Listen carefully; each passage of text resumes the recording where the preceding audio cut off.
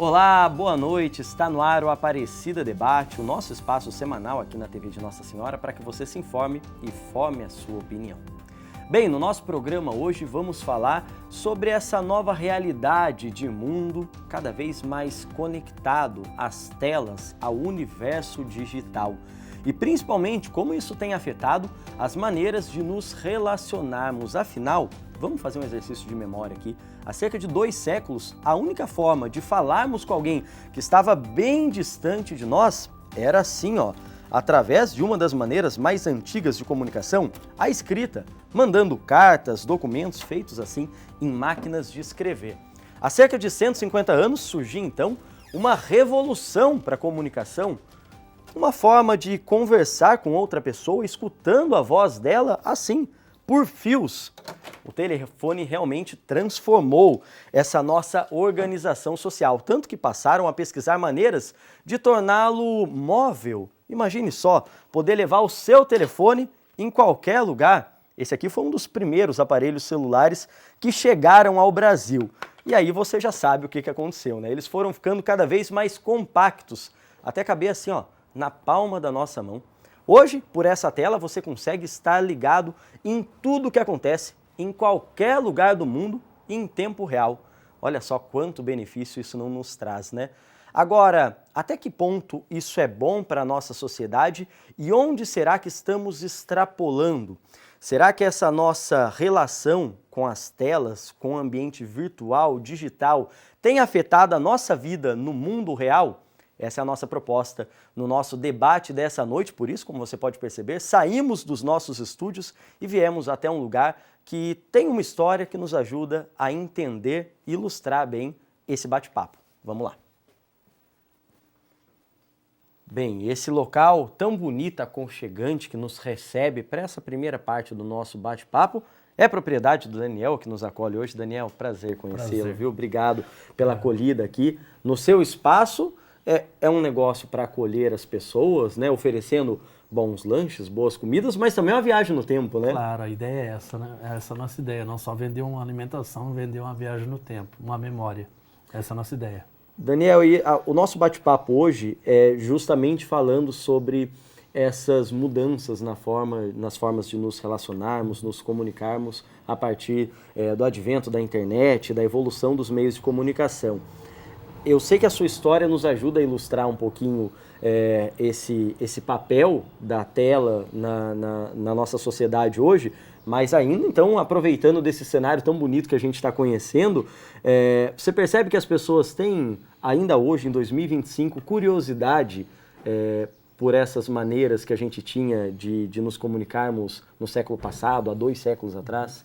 Sim, muita curiosidade, principalmente os pais tendem a mostrar para os filhos como era difícil a comunicação. Eles chegam a mostrar assim, o telefone com fio. Algumas crianças, mas como é que vocês se viam? Bom, não tem como se ver, era só discado aqui, você ligava e tem que esperar. Antigamente tem alguns telefones que você tinha que ligar para operadora passar para o ramal, para você esperar o tempo para poder falar com a pessoa também. E esse acervo aqui, Daniel, ele foi surgindo de maneira muito espontânea mesmo, né? Você contava para mim, aqui no rancho é um local onde vocês têm um restaurante, uma lanchonete, mas acabou com o tempo se tornando também um museu, um guardião da memória das pessoas. Sim, né? A gente começou com uma ideia, uma brincadeira e viu que as pessoas compraram a ideia e fomos comprando, garimpando, um pouco a gente ganha de clientes. E fomos colocando aqui para as pessoas terem uma viagem no tempo, não só uma alimentação, uma viagem no tempo, né? E é muito interessante quando as crianças começam a perguntar para os pais como é que era isso, como é que era aquilo. Aí você vê aquela interação entre pai e filho, resgatando memórias. Você vê pessoas com lágrimas nos olhos por conta de memórias também. Então essa é a nossa ideia. Daniel, agora, uma cena que infelizmente tem sido comum hoje em dia, quando a gente vai numa pizzaria, num restaurante, é ver cada um assim, Com o celular. Com o celular, com a tela na cara. Eu imagino que esse é um desafio de qualquer estabelecimento que quer propor uma experiência, algo diferente para as pessoas, mas eu imagino que o clima aqui, de alguma forma, ajuda o pessoal a se desconectar um pouco. Quando as pessoas sentam numa mesa como essa, com uma decoração como essa, o celular acaba ficando meio de lado mesmo? Acaba ficando de lado. Acaba ficando de lado, as pessoas começam a ter memórias, a ter lembranças. Nós temos alguns videogames retrôs aqui também. E principalmente as crianças, né? Elas querem saber como é que funcionavam as coisas. E isso traz os pais a mostrarem. Então eles deixam os celulares na mesa. Algumas pessoas também largam o celular, ficam olhando o ambiente. E você vê a pessoa ali, às vezes, olhando para o nada, você está vendo que ela está viajando no tempo. Ela está trazendo, resgatando algumas memórias. E o celular está de lado. Mas também tem algumas pessoas também que preferem evitar o ambiente e ficam travados no celular. Isso é normal hoje em dia, né? Mas a grande maioria que a gente vê aqui, que a gente tenta trazer a ideia de resgate, né? de memórias, essa é a nossa ideia. A gente, graças a Deus, está cumprindo bem o papel. As pessoas estão comprando a ideia. Bem, Daniel, eu queria aproveitar para escutar um pouquinho dessas histórias e desses relatos da sua parte, porque tivemos essa feliz surpresa de nos depararmos com esse ambiente tão aconchegante, como já disse, e tão bacana, né, que remete um pouquinho a essa evolução da comunicação, das tecnologias, e, enfim, da nossa história mesmo enquanto sociedade. Mas a gente veio aqui para ouvir um pouquinho da sua história pessoal e ajudar a exemplificar o lado bom dessa conexão com esse mundo tela hoje em dia. Primeiramente, a gente está falando com alguém que é um empresário, que precisa falar com as pessoas, com clientes, que vende produtos. Imagino que hoje o seu celular é ferramenta de trabalho. Ferramenta de trabalho, total. Tanto é que você trabalha o dia todo com o telefone, você atende clientes com o telefone, Facebook, Instagram, tudo quanto é ferramenta digital hoje em dia, você tem que utilizar, né, por conta do negócio, porque hoje tudo se tornou em torno da internet, em torno de redes sociais, então você precisa muito dessa ferramenta que é o celular. Porque onde você está recebendo mensagem de clientes, você está recebendo informações, e sem contar que você também estuda para melhorar a gestão do seu negócio. Então, tudo através do celular. Então, hoje é muito necessário isso, é muito necessário. Chega um certo momento na sua casa, à noite, quando você vai descansar, que você quer distância do celular. Toma um banho, desliga o telefone e vai descansar. Entende? Essa é a nossa realidade, a minha, pelo menos. E Daniel, mas aí quando a gente, por exemplo, tenta entender o papel, a participação dessa tecnologia, desse mundo conectado no crescimento, no dia a dia de um empreendimento. Por exemplo, a gente está falando aqui em Cachoeira Paulista. Sim. A gente está numa região do Vale do Paraíba que é muito procurada pelo turismo, que é muito procurada pela movimentação, pela peregrinação de pessoas a destinos, a santuários. Então, imagino que você acaba atendendo aqui pessoas de outros lugares, né? Também pessoas que não são aqui de perto, que não são da cidade ou da região. Você acha que a internet acaba te ajudando nesse sentido? Às vezes de alguém que conhece antes, que está programando uma viagem, um passeio, e aí ele já faz uma pesquisa, poxa, onde que eu posso comer? Onde eu posso ficar? E acaba descobrindo esses negócios na cidade? Muito. É muito interessante e principalmente importante, porque as pessoas vêm para a cidade, elas não sabem onde se alimentar, não sabem um ponto de alimentação. Então, assim, às vezes vai no boca a boca, mas hoje em dia ninguém mais procura boca a boca.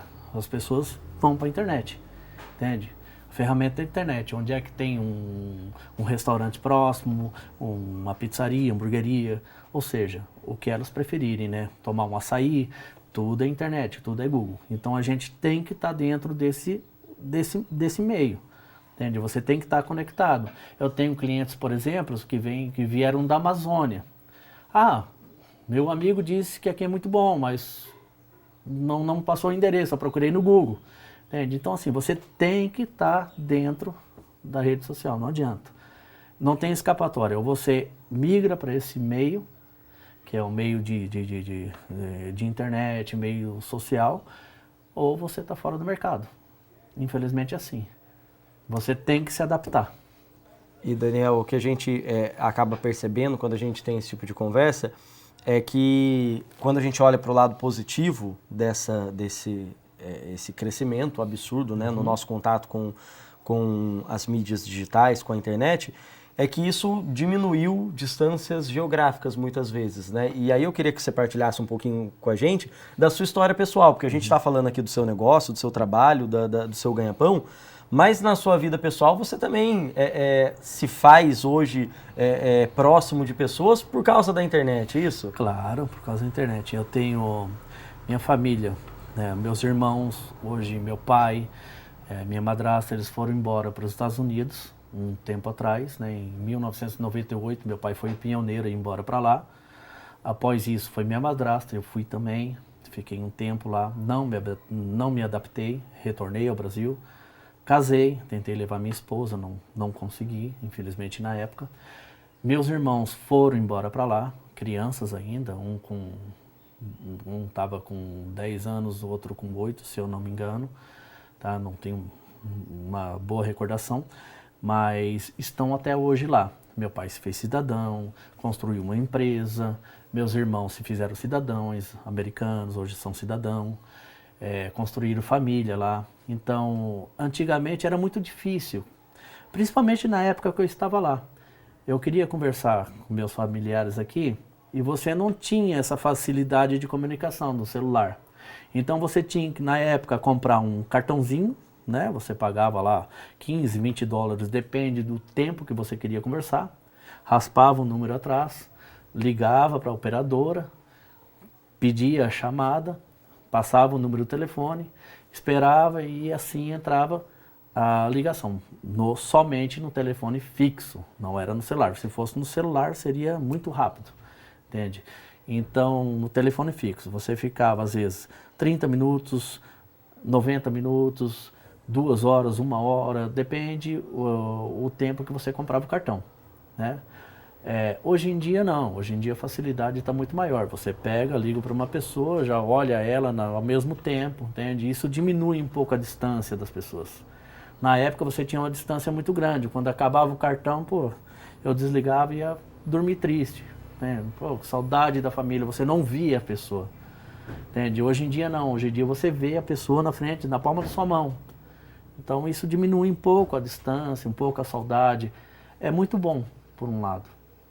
Daniel, já que você falou então essa facilidade e essa maneira, né, que ainda que não seja a mesma coisa que o contato físico, presencial, ajuda a matar um pouco a saudade, né? O que você acha da gente fazer uma ligação para os seus irmãos, para um dos seus irmãos agora? Imagina, vamos lá. Você acha que tem como? Tem, para a gente sim. bater um papo e entender da parte deles, que estão tão distante do Brasil, da terra natal, como é que funciona também essa relação com a tela? Tem sim, vamos lá. lá. Vamos Pra ligar quem que a gente vai eles ligar, agora. Daniel? Eu vou ligar para o meu irmão, Roberto, é o nome dele, tá? Ele tem uma mecânica nos Estados Unidos, tá?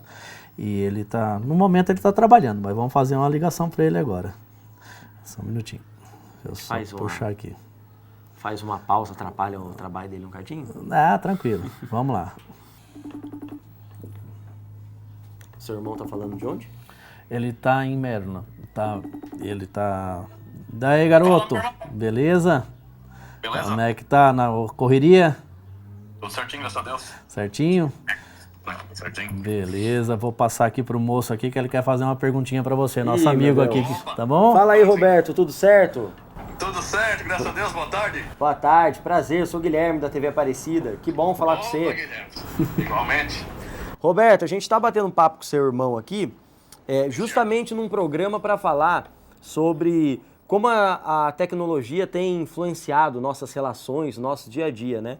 E aí ele tá contando um pouquinho da história dele e como a tela ajuda a encurtar essa distância, né, continental entre vocês hoje. Para você, principalmente, que está longe da sua terra natal, do seu país, tem seu irmão, imagino que eventualmente tem outros familiares ou amigos aqui no Brasil, como é que é esse seu convívio com esse mundo digital? A tela ajuda a aproximar um pouco as pessoas? Cara, eu vou te dizer uma coisa. A gente está aqui nos Estados Unidos desde o ano 2000. o meu irmão Daniel, que tá do teu lado aí, ele veio pra cá em 98. Naquela época que a gente chegou aqui, se a gente quisesse ligar pro Brasil, a gente tinha que ir numa loja, comprar um cartãozinho, que aquilo ali era tipo uma ficha telefônica. Você chegava em casa, você digitava para poder ligar. Por uns $5 você comprava um cartão que eu acho que você podia falar no telefone aqui uns 20 minutos. Então isso tinha um tempo, o celular era bem já, não tão, como eu vou dizer, digital igual hoje, né? O celular mais antigo. E daí teria que comprar o cartão para fazer ligação com o Brasil. Isso tudo demorava e era caro. Hoje em dia você simplesmente tira um aparelho do bolso e você vê de cara a cara. E até a televisão, né? Então, a tecnologia cresceu bastante. Roberto, só para a gente concluir, estava perguntando para você, mas apesar dessa facilidade, né, dessa proximidade que a tela cria, você acha que isso ainda não substitui esse contato físico, por exemplo, de quando você pode vir até o Brasil, ver esse seu irmão de perto? Não substitui. Não substitui, a gente tem que ter sempre a relação em pessoa, né? Isso mantém a chama acesa. Imagino, Roberto. Mata a saudade, o telefone, a tela, o vídeo, né, ao vivo. Porém, estando aí em pessoa, é outra coisa. Valeu, Beto. Obrigadão, meu querido. Fica com Deus. Obrigadão, valeu, tchau. Irmão. Fica com Deus. Que legal aí a gente poder, de maneira tão rápida, né, com alguns cliques na tela, você ligou para o seu irmão, a gente pôde... Exatamente. A gente acaba aproximando, entende? O telefone acaba aproximando. Como eu te disse, eu tenho 4 sobrinhos, né? 2 do Roberto, 2 do Augusto. Tá para vir um terceiro agora, graças a Deus. E a gente vai acompanhando o crescimento, acompanhando a vida deles, né? Mesmo à distância. Então, assim, um dos benefícios, no meu ver, é esse, é encurtar distâncias, né? Então, para mim, é muito importante. Entende? Sabendo usar bem, a gente consegue... Exatamente, é como eu te falo, eu trabalho com telefone, eu falo com telefone, é o tempo todo no telefone. Às vezes você não vê mais televisão, você vê todas as notícias por telefone, entende? Porque está sempre em deslocamento, sempre trabalhando. E chega um certo ponto que você quer distância do telefone. No meu caso, é a hora que eu chego em casa, eu vou tomar meu banho, desligo o telefone, assim, ó, só amanhã.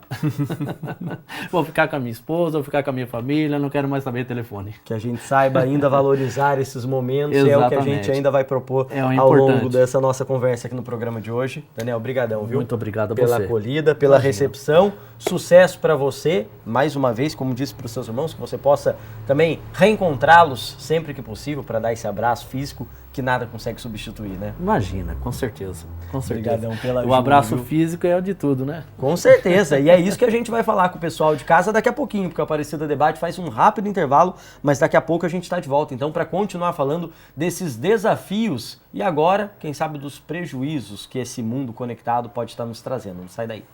Estamos de volta com a Aparecida Debate, que hoje está propondo para você essa conversa sobre o nosso mundo cada vez mais conectado. Como você pode perceber, estamos de volta também ao nosso estúdio para continuar com esse bate-papo e trazer boas informações para você que está acompanhando o nosso programa. E para nos ajudar a continuar com essa conversa, a gente recebe aqui então 2 convidados. Vamos falar com o Luiz Felipe de Paula Santos, pesquisador pleno no Laboratório de Estruturas Leves do Instituto de Pesquisas Tecnológicas do Estado de São Paulo e pós-doutorando da Unesp. Luiz, boa noite, seja bem-vindo ao nosso programa. Boa noite, muito obrigado aí pela oportunidade. É um prazer estar aqui para conversar um pouquinho com vocês. Imagina, a gente agradece mesmo, viu, Luiz, a disponibilidade. Sabemos que temos bastante pauta e muitas questões para abordar ainda nesse programa.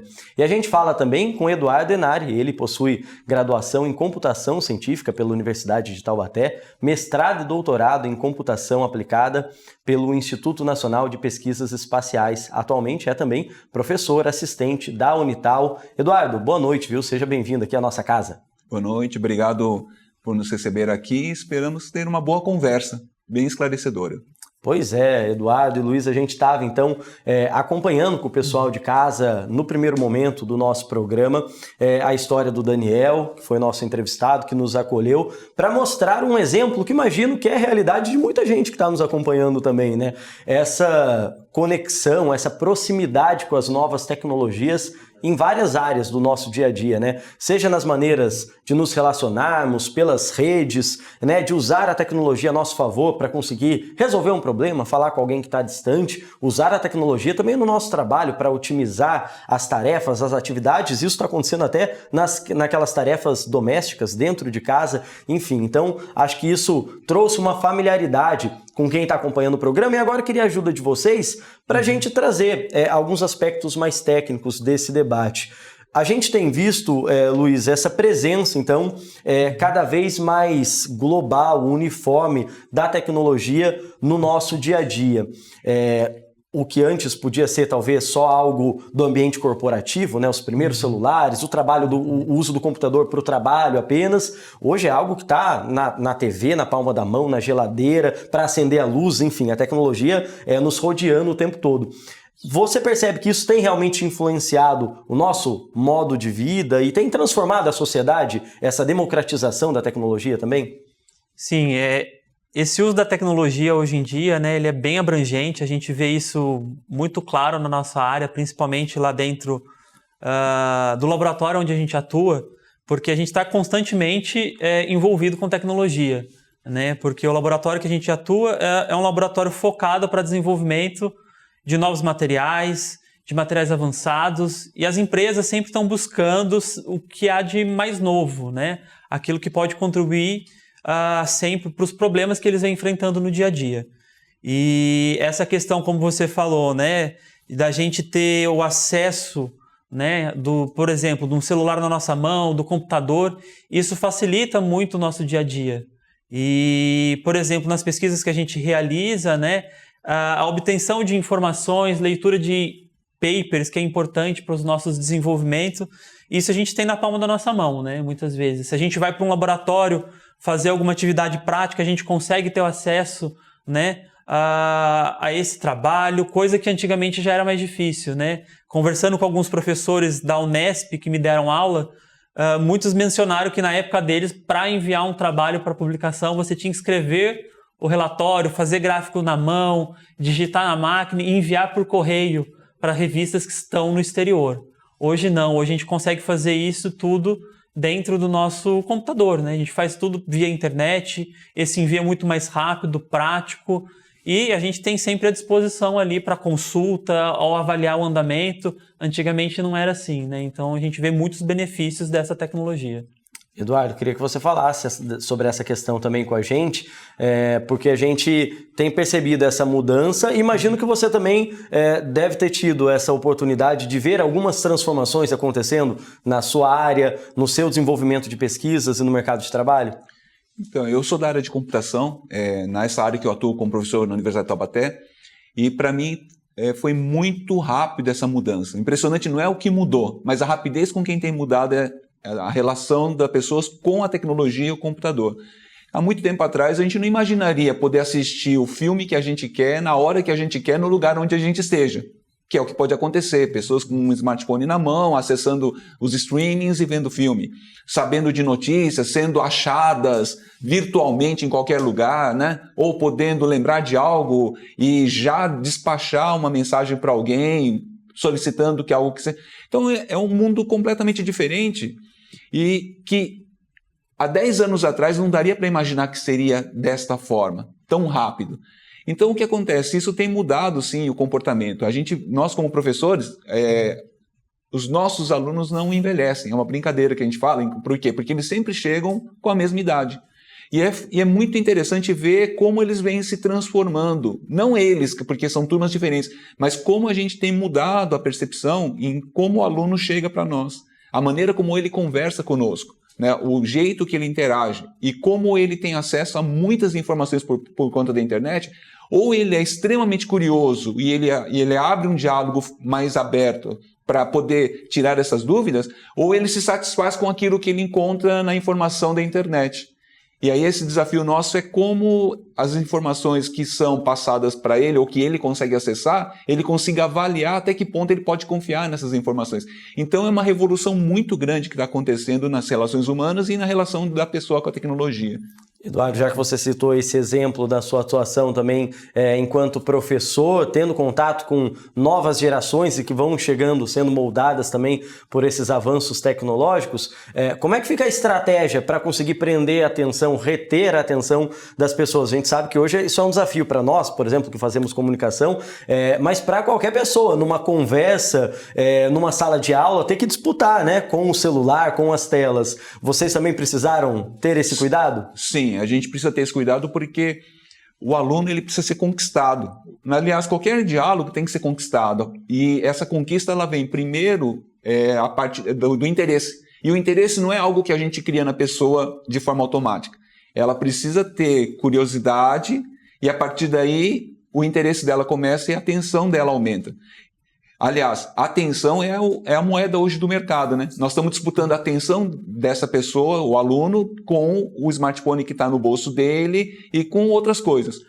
Então, a gente tem que estar sempre preocupado em como transmitir um conceito que é fundamental para a profissão dele de uma maneira que seja, que traga a atenção dele.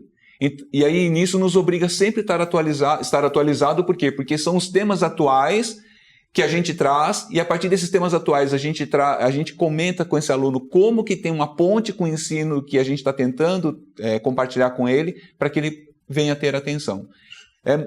Deve ser muito semelhante a gente é pai e tudo, né? Como acontece com os nossos filhos, né? O nosso filho não vai nos dar atenção porque a gente é pai, mas ele vai dar atenção porque ele está interessado naquilo que a gente está comunicando com ele. Pois é, esse é dos grandes dilemas mesmo nos dias atuais e como o Eduardo bem citou, né? Também nas relações familiares, né? Acontece essa necessidade das pessoas terem que disputar com as telas, por isso essa conversa, esse debate se torna tão importante para a realidade das famílias, de quem nos acompanha. Luiz, queria que você ajudasse a gente a falar também sobre outro tema em alta, que a gente abordou outras vezes aqui no Aparecida Debate, mas segue sendo uma necessidade, que é falar sobre a inteligência artificial. Primeiramente, nos primeiros momentos em que a gente falou sobre essa ferramenta, a gente teve a oportunidade de conversar aqui nesse programa sobre ela, talvez mais no início do contato das pessoas, e ficava aquela impressão, será que vai engrenar mesmo? Será que as pessoas vão se familiarizar, utilizá-las? Eu acho que isso já não é mais uma questão para debate, né? Seja na indústria, no mercado de trabalho, ou até no dia a dia das pessoas, foi algo que veio para ficar, né? A inteligência artificial realmente veio para ficar, né? Essa tecnologia veio muito rápido, acho que no início, né, esse primeiro contato, até mesmo a gente ficou um pouco com o pé atrás para realmente entender como que funciona, o que realmente ele vai dar de resposta para a gente, né? E eu acho que a partir desse primeiro contato, desse entendimento de como a ferramenta funciona, vai muito daquilo que a gente aprende, do conhecimento que a gente vai adquirindo ao longo da vida, né? Tanto profissional, pessoal também, para que a gente possa utilizar essa ferramenta da melhor forma, né? Eu fiz também meu mestrado e meu doutorado, ainda auxilio nas atividades de pós-graduação lá da Unesp e também nas atividades, né, de ensino ali do IPT. A gente vê que a gente tem muitas ferramentas da inteligência artificial que realmente podem nos auxiliar nos desenvolvimentos, na vida acadêmica, mas a questão é a gente tem que usá-la da melhor forma, né? Não é pedir para a inteligência artificial fazer um texto para a gente, né? Mas pedir a gente elaborar um texto, pedir uma correção, pedir um ajuste, isso é interessante, né? Ou até mesmo a gente que faz bastante apresentação, a gente tem ferramentas que auxiliam a gente a criar imagens para colocar numa apresentação de slides, ou até imagens para alguns gráficos para a gente estruturar e mostrar para um aluno, mostrar para um cliente, né? Então, acho que a gente precisa entender a inteligência artificial da melhor forma, ter o nosso conhecimento para a gente conseguir discernir, né, qual que é a melhor forma da gente utilizar nessas diversas ferramentas que a gente tem, né? Trazer isso para o nosso benefício. Mas é importante a gente conhecer, ter esse conhecimento, porque foi o que o Eduardo falou, muitas vezes a gente precisa saber o que é o certo, o que é o errado, né? Para a gente entender e não simplesmente vir com aquela resposta, porque a gente vê que a internet sempre tem muita informação para dar. Mas o que realmente, né, a gente está precisando, o que realmente é verdade no mar de informações que a gente tem. E Luiz, a gente vê nas redes sociais a inteligência artificial sendo utilizada muitas vezes nesse sentido, né? Na criação de textos, né? Ou até quando a gente fala de internet, aquilo que vai virando meme, né? Que vira brincadeira das pessoas, criação de vídeos a partir de fotos. Agora, isso vai muito além dessas brincadeiras, né? Hoje a gente tem exemplos práticos aqui no nosso país, às vezes perto de nós, da inteligência artificial sendo utilizada, por exemplo, na automação de processos, na indústria, em pesquisas, para tornar processos mais rápidos e mais baratos, por exemplo? Sim, a gente tem o exemplo da inteligência aplicada aí para a parte industrial, né? Vou falar um pouco mais voltado no que a gente faz lá no laboratório de estruturas leves. Existe sim a possibilidade da gente utilizar essa ferramenta para otimizar alguns processos nossos, para a gente até mesmo, né, viabilizar alguns estudos sem ter que gastar com muitos experimentos, com muitos ensaios, né? Porque o trabalho que a gente realiza no laboratório de estruturas leves, que é voltado para produzir materiais que a gente chama de compósitos, é um processo caro de manufatura, é um processo caro de fabricação. Então a gente pode aproveitar do que já é gerado nos projetos e com o apoio da inteligência artificial a gente conseguir otimizar algumas etapas e até mesmo, né, observar algumas tendências, alguns comportamentos nos materiais ou até mesmo nos ensaios que a gente realiza internamente, né? Então isso otimiza muito o processo, a fabricação e o custo também envolvido nisso, né? E a questão do custo é muito importante porque muitas das nossas pesquisas são realizadas com fomento público, né? Então a gente sempre tem que utilizar esse recurso da melhor forma. E quando a gente fala dessa essa acolhida, né, da inteligência artificial dentro das empresas, dentro do mercado de trabalho, a gente sabe também que muitas vezes ainda surge nas pessoas aquela dúvida, até um medo. Conheço gente, por exemplo, que já relatou isso, né? Fica aquela preocupação, Eduardo, será que a inteligência artificial vai tirar o meu emprego? Hoje, agora, né, passado já 1-2 anos desse contato mais próximo e intenso do mercado e das pessoas com essa nova maneira de entender a tecnologia, dá para a gente dizer que tem espaço para todo mundo? Existem categorias que ainda podem ser afetadas, talvez de maneira mais drástica, pela inteligência artificial? Eu acredito que todas as categorias profissionais vão ser influenciadas pela inteligência artificial. Algumas mais rápido, algumas um pouco mais lenta. Por isso que a capacidade que nós vamos ter que adquirir é a de adaptação e mudança. Tem muitos especialistas que falam que a inteligência artificial vai substituir as pessoas, mas eu acredito mais nos especialistas que afirmam que nós seremos substituídos por alguém que trabalha melhor do que nós com a inteligência artificial. Né? Então eu acredito que o importante é esse aprendizado. Como é que eu posso utilizar essas ferramentas de inteligência artificial não para completar, mas para fazer com que o meu trabalho se torne melhor, como se torne melhor. E esse conhecimento é algo que é a experiência, é o dia a dia, né? Então, isso é uma coisa que tem que ser buscada pelas pessoas. Mas isso é uma coisa que, infelizmente, quando a gente tem diferenças econômica entre as pessoas que têm mais recursos têm mais capacidade de aprender e utilizar essas ferramentas. As pessoas que têm menos recurso financeiro, elas têm mais dificuldade de utilizar essas ferramentas. Então, uma coisa que nós temos que pensar em como fazer é dar mais oportunidade para que todas as pessoas tenham acesso a essas ferramentas e que possam aprender como utilizá-las para se tornar melhor naquilo que elas fazem. Eu acho que esse é um grande desafio da sociedade como um todo. Né? Pois é, né? E acho que é um processo e uma necessidade de adaptação, como a gente já passou também enquanto sociedade em outros momentos da história, né? Então, mais vale esse tipo de orientação, esse tipo de reflexão que o Eduardo propôs, né? Dessa ideia da gente se adaptar, da gente se qualificar também para conseguir caminhar junto com tudo isso que vai surgindo. Olha, o nosso programa vai fazer um rápido intervalo aqui, mas daqui a pouquinho a gente está de volta para continuar falando sobre essas novas tendências e principalmente nesse último bloco, olhar para frente, para o futuro. O que deve vir por aí quando a gente fala de tecnologia e desse mundo cada vez mais conectado? A gente fala sobre isso daqui a pouco, não sai daí. Estamos de volta com a Aparecida Debate, hoje falando então sobre essa tendência global de estarmos cada vez mais conectados, ligados às telas, às novas tecnologias. E agora, nesse terceiro e último bloco, a gente quer então olhar ainda para algumas questões desse programa e, no fim, falar sobre o futuro, sobre tendências, o que a gente pode entender e imaginar nesse cenário.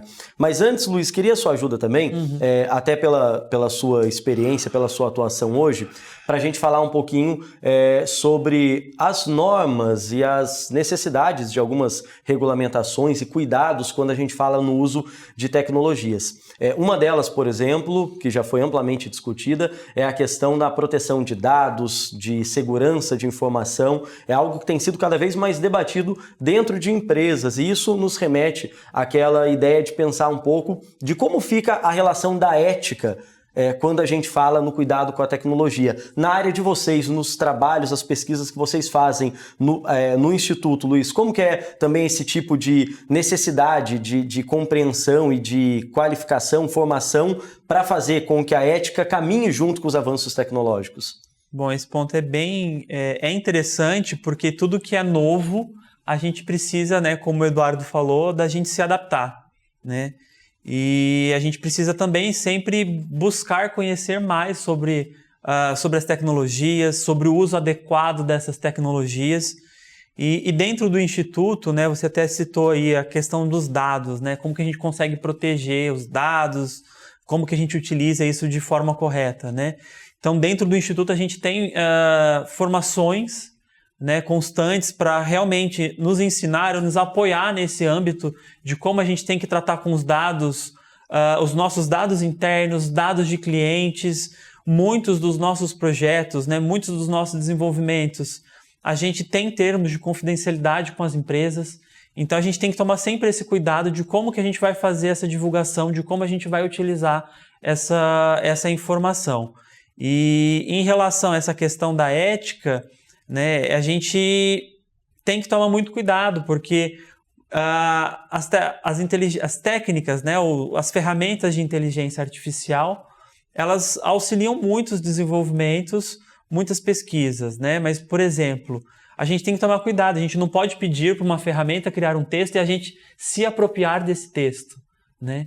Então, a gente muitas vezes, eu falo assim, até dentro do laboratório com alguns colegas, que a gente pode utilizar dessas ferramentas, mas desde que a gente forneça essa informação e peça, por exemplo, né, nessa questão de texto, às vezes um ajuste do texto, se você precisa de um sinônimo para aquele texto, ou para alguma palavra, para alguma expressão, né? E a gente tem que ter essa formação também, disseminar todo esse conhecimento para auxiliar os nossos colegas, ou até mesmo os nossos clientes, os nossos parceiros, de como a gente pode tratar e utilizar essa ferramenta, né? Para que a gente não exceda nenhum limite aí. Eduardo, você que está próximo, né, como a gente já falou no começo da participação de vocês aqui no programa, de jovens que estão se formando, né, se preparando para entrar no mercado de trabalho e para entrar numa nova etapa, né, da vida, muitas vezes dando os primeiros passos da vida profissional e de uma carreira. Vocês também conseguem hoje plantar essa semente dessa consciência de como manter uma relação saudável com as tecnologias e com esse mundo digital que está tão perto de nós? Bom, garantia é uma coisa difícil de obter completa. Mas o que nós tentamos compartilhar com os alunos é essa responsabilidade, como o Luiz falou. Existe uma postura profissional e uma postura ética que é necessária. Basicamente todos os cursos, não só na Universidade de Taubaté, mas em outras instituições, possuem disciplinas ligadas à ética, né, para que os jovens sejam alertados e sejam instruídos em respeito a como eles devem se comportar antes de ser um profissional, ser uma pessoa ética. Mas é no dia a dia, compartilhando experiências e inclusive cases que a gente conhece e que tem acesso nas notícias e que demonstram pequenos desvios de comportamento e as consequências desse desvio de comportamento. E eu procuro, às vezes, trazer dentro desses cases, principalmente aqueles que não afetam apenas a pessoa que o cometeu, mas as consequências e os danos que causa nas pessoas que estão em torno dela, ou que tem que utilizar aquele produto do trabalho que aquela pessoa fez. Tá?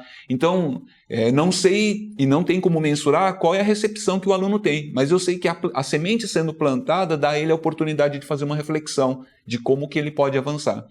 Então, esse é um ponto que a gente sempre tenta trabalhar, que é mais do ponto de vista comportamental do que tecnológico, mas que é importante e nós, sempre no diálogo, tentamos trazer para os nossos alunos. Eduardo, já que você falou que usa com os alunos esses exemplos, cases de situações para a gente entender a necessidade dessa responsabilidade, né, no uso das tecnologias, seja na vida pessoal ou profissional. Olhando para o outro lado, quando você olha para o que você já viu, já consumiu de informação, ou quem sabe já testemunhou alguma tecnologia, um avanço tecnológico, o surgimento de uma nova ferramenta que para você foi o que fez uma virada de, poxa, isso não era algo que eu imaginava ver acontecer e agora é possível graças à tecnologia? Então, o que me espanta é a velocidade com que a inteligência artificial e as ferramentas tecnológicas se tornaram algo tão acessível. E quando eu falo acessível, não é na questão do custo, é na questão da familiaridade de uso. Hoje você poder conversar com a inteligência artificial usando a voz, de você atuar com ela e ela por meio de imagem ou por meio de texto e tudo isso junto de alguma forma interagir com você, de acordo, inclusive, com o interesse que você tem em tirar algo dela, é algo que eu não imaginava e nem os especialistas imaginavam, porque hoje o ChatGPT tem 2 anos praticamente, e quando ele surgiu, ninguém imaginava que essa mudança, tudo isso, essas interfaces novas surgiriam em tão pouco tempo. Então isso abriu um leque de possibilidades de o que eu posso fazer, o que é possível fazer com tudo isso à mão. Mas, por outro lado, também tem a preocupação, o que é possível fazer de errado para as pessoas de má fé utilizando todas essas ferramentas. Então, esse debate entre tecnologia e ferramentas e crescimento e desenvolvimento é algo que no dia a dia a gente tem que extrapolar do ensino técnico para trazer o lado humano, como eu comentei agora há pouco, e fazer com que os alunos possam refletir a respeito da responsabilidade que eles têm que ter em relação a essa utilização. Então isso, quando você fala, o que me causou uma virada? A virada é porque antes disso, talvez eu pudesse me concentrar muito na parte técnica, sem citar muito esses cases como eu estou comentando. Mas hoje é imprescindível essa reflexão, porque senão a técnica em si, ela não vai garantir que vou ter um bom profissional. O bom profissional é aquele que, pelo fruto do seu trabalho, ele traz benefícios para a sociedade e a sociedade evolui. Né? Então, essa é a grande mudança que eu tenho percebido nesses últimos anos. Luiz, queria saber se você tem algum exemplo também para trazer de algo que te chamou a atenção, que você entendeu como talvez um dos feitos fantásticos, incríveis que esse avanço da tecnologia trouxe para a nossa sociedade? Eu citei um exemplo, né, que eu vivenciando ali na universidade com alguns professores, a questão de você escrever um trabalho antes você tinha que mandar por correio. Hoje você pode acessar o sistema na internet e enviar esse trabalho. Isso é bem assim, interessante, né? A questão da comunicação, né, por mais que a gente esteja aqui, né, como o laboratório, por exemplo, eles trabalham muito com pesquisa, inovação e desenvolvimento, né? A gente está sempre em contato com diversos pesquisadores, sejam pesquisadores nacionais ou internacionais. Então, hoje, esse acesso, se eu quiser falar com um professor, né, de fora, um pesquisador de fora, esse acesso é muito rápido, né? Então, acho que isso é uma vantagem, né, da gente não só ver o que a gente está fazendo só dentro do laboratório, né? Mas é importante também a gente conhecer o que outros laboratórios estão fazendo, o que outras universidades estão fazendo, e esse acesso a essas informações hoje é muito facilitado, né? E fora outros exemplos dentro do laboratório em termos de materiais, né? Como a gente trabalha sempre buscando materiais avançados ou até mesmo novos materiais, né? A gente sempre fica surpreso com os novos desenvolvimentos que a gente tem visto aí, né? Materiais que você consegue processar muito mais rápido, que você precisa gastar menos tempo, menos energia, né? Então, isso pra gente foi para mim particularmente, foi uma virada bem interessante. Luiz, dentro da sua área, quando a gente olha para o futuro, vocês já conseguem vislumbrar o que pode acontecer nos próximos anos, mais ou menos que caminho que a gente vai seguir nesse avanço cada vez mais acelerado do surgimento de novas tecnologias e da conectividade do mundo?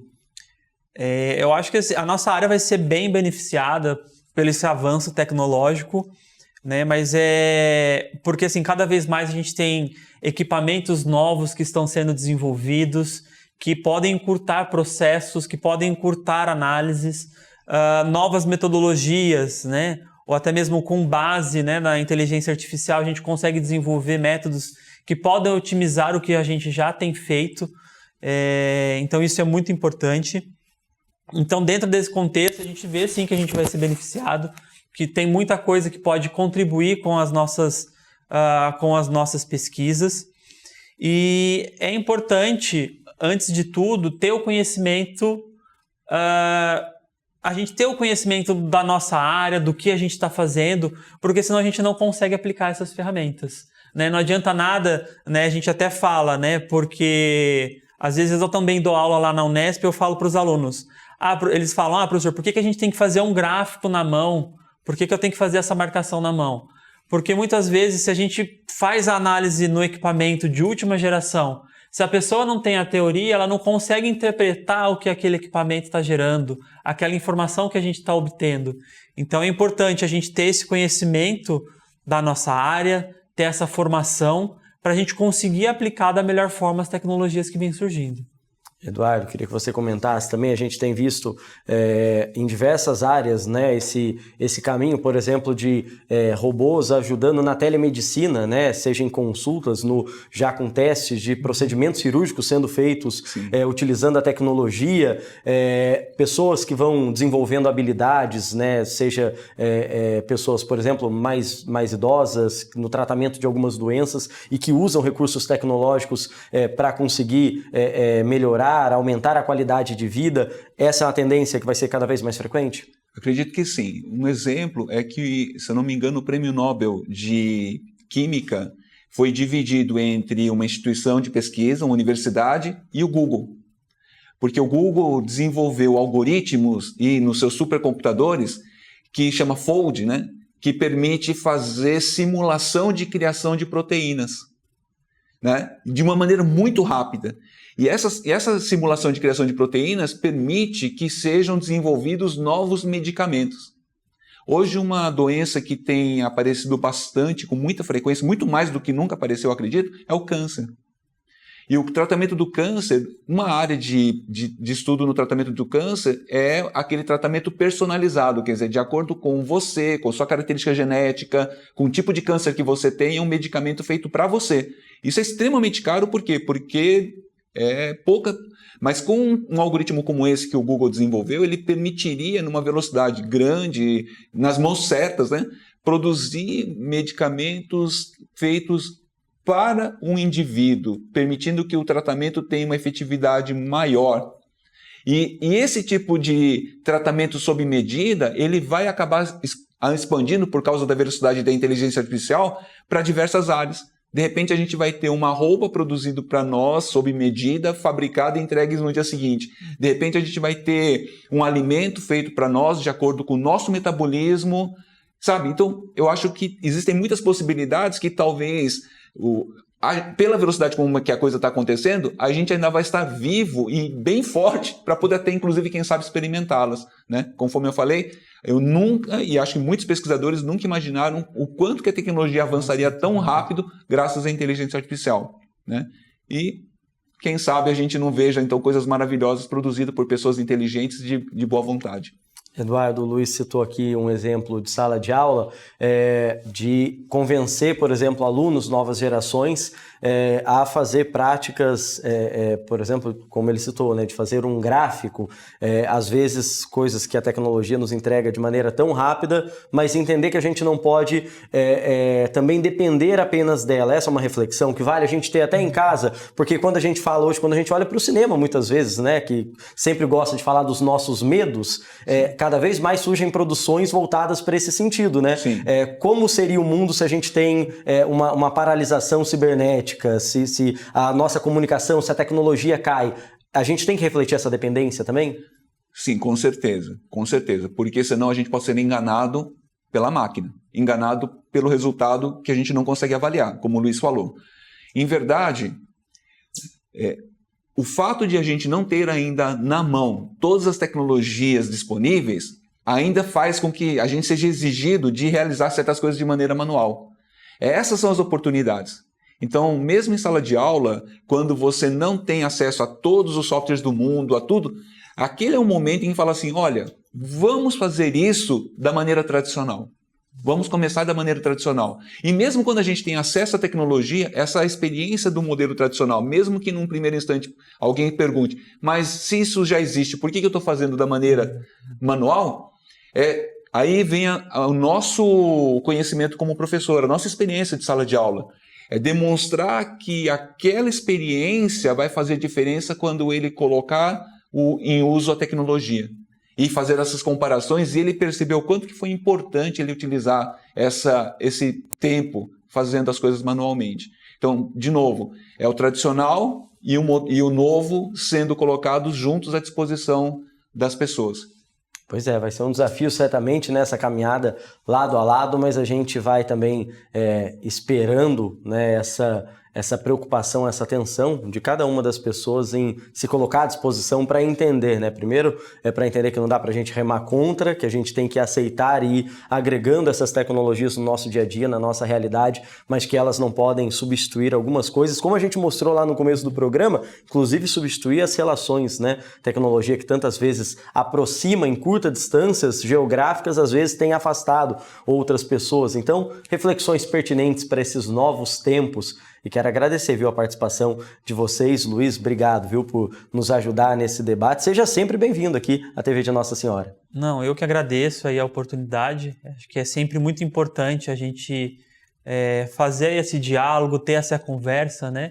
E fico feliz que eu pude contribuir um pouquinho com isso. Muito obrigado. Com certeza, imagina, Luiz. A gente que agradece mesmo, e a gente também agradece a participação do professor Eduardo Enari, que também colaborou conosco aqui, trazendo boas reflexões e pontos importantes para termos atenção. Eduardo, obrigado, viu? Obrigado a vocês pelo convite, pela oportunidade de estar aqui.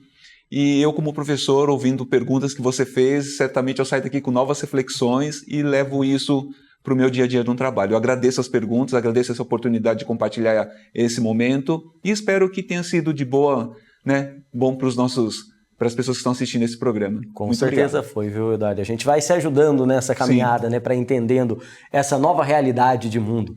E assim a gente encerra o Aparecida Debate de hoje.